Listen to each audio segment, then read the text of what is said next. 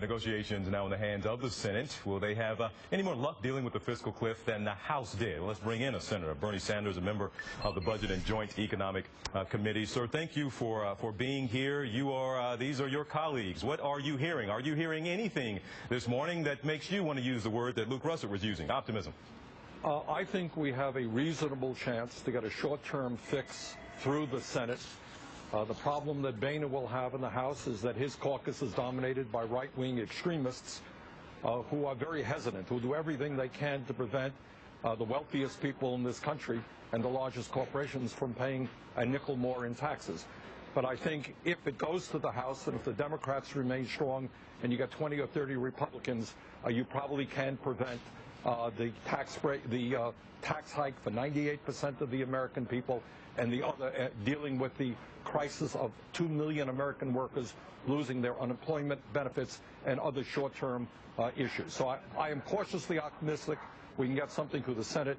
We'll see what Boehner can do with his right-wing friends in the House. But, sir, it sounds like a handful, and this shouldn't be the case. If senators can get together and get something done, again, it's going to be a short-term fix. We're not even talking about a big deal anymore. So we just need to do what we have to do to patch this thing up to make sure folks don't have their taxes go up next week.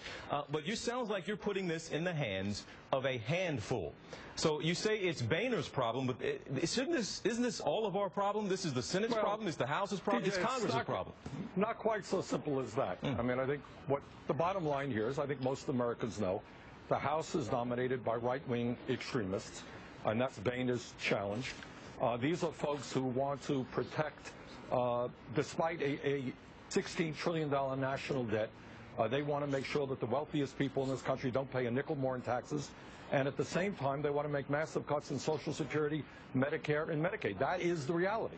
And I think the American people in poll after poll and in the elections have been very clear.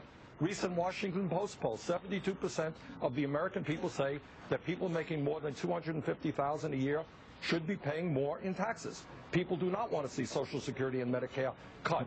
So the issue is that we have some right-wing guys in the House who are adamant, in my view, about protecting the interests of the wealthy and cutting back on programs that a struggling middle class should not lose. Senator, what deal are you prepared to support? We talked about that $250,000 number. The president went up to $400,000 possibly, but how high would you be willing to go? What number are you willing to support? Well, TJ, you got to back up a little bit and understand that the middle class in America is disappearing. The wealthy are doing phenomenally well. Yes, sir. And their tax rates are quite low. So I think, at the very least, that people earning $250,000 a year or more should lose the Bush tax breaks. I think we should deal with corporate loopholes. We lose $100 billion every year because corporations and the wealthy stash their money in the Cayman Islands. Okay, but we're talking now, it's last minute. I think many Democrats on board, that $250,000 number. But we are at the 11th hour now, and it's the end of the day, and maybe everybody has to give a little. So what number are you willing to compromise on and get on board with? It depends upon the package. It's not just a number. Are we going to protect the 2 million workers who are about to lose their unemployment benefits? Are we going to deal with the doctor's fix? So there are other issues that are out there, and I will certainly take a hard look. Look, nobody wants to go over this cliff. It's bad for people, it's bad for the entire economy, and I hope that Republicans will give us a package that the American people want, and if so, I would be delighted to support it. And you said Republicans there, and I'll let you on this. Sir, aren't both parties to blame there in Washington? No. You don't think so? Democrats are not to blame. Take no responsibility for where we are. I'm not a Democrat. I am an independent. Independents, sure, but here's the point. I don't think there's the equivalence. People are saying, well, shouldn't the rich pay a little bit more in taxes, and then shouldn't we cut Social Security, Medicare, and Medicaid? The answer is no. The wealthy are doing phenomenally well. Their taxes are down. The middle class is hurting.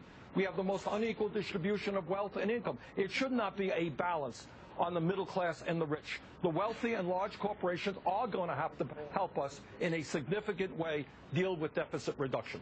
All right, Senator, we will check in with you all again. We are all watching closely, certainly hoping for the best up there in Washington, D.C. We certainly appreciate your time today. If don't see you again, you have a good new year. You too. All right, we're about 11 minutes past the hour now, and you want to see Meet the Press tomorrow. David Gregory sitting down exclusively with President Obama talking about